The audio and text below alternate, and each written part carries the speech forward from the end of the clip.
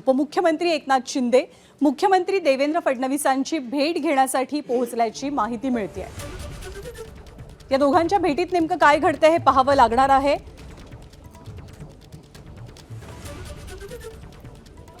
अक्षय भाटकर आपल्याला अधिक माहिती देतील। अक्षय, या भेटीमागचं कारण काय आहे?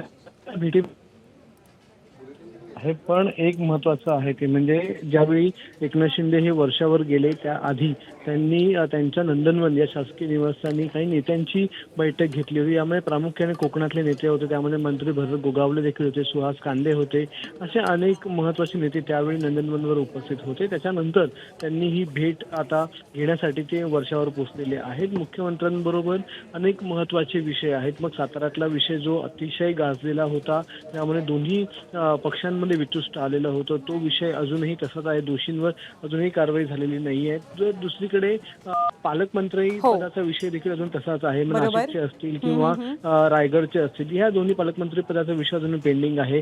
बरोबर, असे अनेक विषय आहेत, पण नेमकी कोणत्या विषयासंदर्भात या दोघांची भेट घडते आहे हे अर्थातच पाहावं लागणार आहे। अक्षय, धन्यवाद या सगळ्या माहितीबद्दल। एबीपी माझा, उघडा डोळे बघा नीट।